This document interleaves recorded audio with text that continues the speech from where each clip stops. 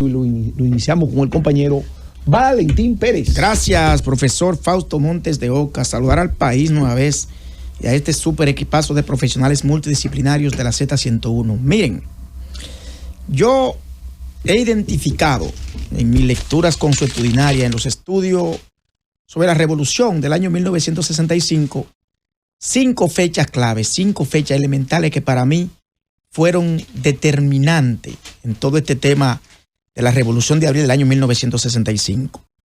Primero, la primera fecha que yo identifico como una fecha importante es el 24 de abril, momento en que estalla la revolución, cuando José Francisco Peña Gómez arenga las masas, arenga al pueblo e inicia la revolución.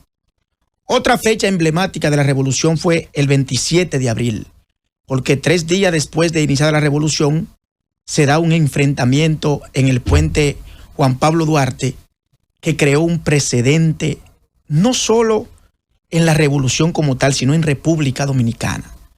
Otra fecha importante de la revolución fue el 28 de abril, que es cuando llegan los marines norteamericanos, que fueron 42,000, que fueron 15,000, que fueron 8,000. Ese no es el tema de debate ahora porque los historiadores no han podido ponerse de acuerdo. Otra fecha emblemática, y es a la que me quiero referir hoy, es el 19 de mayo. ¿Por qué el 19 de mayo? Porque independientemente de todos los momentos épicos que se vivieron en la Revolución de Abril, el 19 de mayo fue el día más triste de la revolución. Ese día cayó asesinado, cayó abatido el coronel Tomás Fernández Domínguez.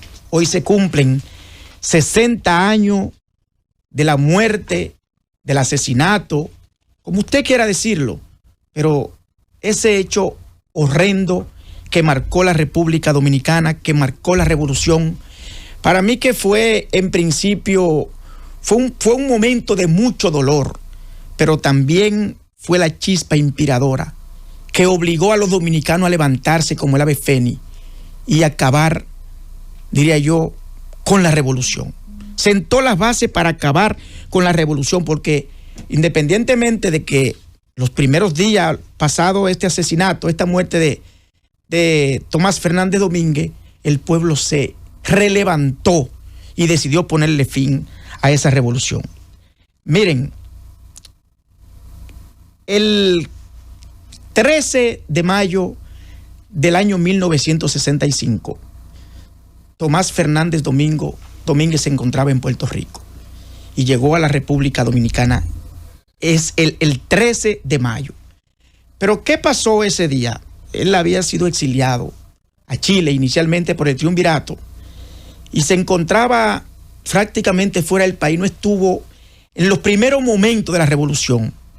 Cuando él llega el 13 de mayo, se reúne con Francisco Alberto Camaño Deñó, se reúne con Monte Arache y le propone a ellos asaltar el palacio. Camaño se opuso a eso. Monte Arache se opuso a eso, porque ellos conocían el riesgo que eso representaba para Tomás Fernández Domínguez. Pero independientemente del riesgo que eso representaba, decidieron acompañarlo. Se nucleó con un grupo de jóvenes importantes de ese momento, de lo que se encontraba Juan Miguel Román, que era el líder político del movimiento 14 de junio. Y cuando se toma la decisión de que el asalto al palacio se iba a hacer el 19 de mayo, se hacen los aprestos, y ese miércoles 19 de mayo del año 1965, aproximadamente a las 5 de la tarde, comienza a correr la noticia, a correr la información de que Rafael Tomás Fernández Domínguez había sido asesinado. Lo mataron en la 30 de marzo con Abreu ahí en San Carlos. Eso fue miércoles. A las 9 de la noche, Francisco Alberto Camaño Deñó le da la noticia al pueblo de que había sido asesinado Tomás Fernández Domínguez, y con él otros jóvenes como Juan Miguel Román, Ilio Capochi, Euclide Morillo, Rafael Taveras, José Jiménez y Jan Satur, de origen haitiano. Miren, a partir de ese momento, el pueblo cayó en un proceso de tristeza profundo.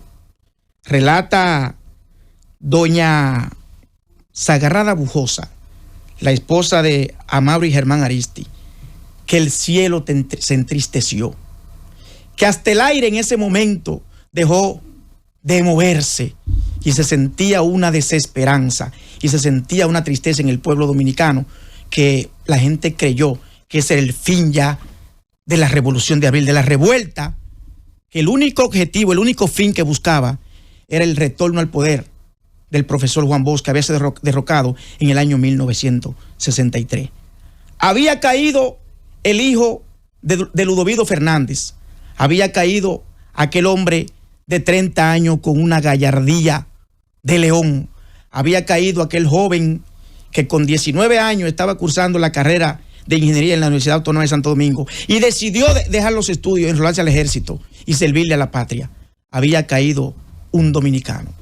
Hoy, 60 años después, nosotros rendimos tributo a esta gesta heroica encabezada por Rafael Tomás Fernández Domínguez y ese grupo de jóvenes que lo dieron todo para que hoy vivamos en una república libre y yo pueda hablar de manera abierta por este micrófono, sin tapujos, sin ningún tipo de limitaciones.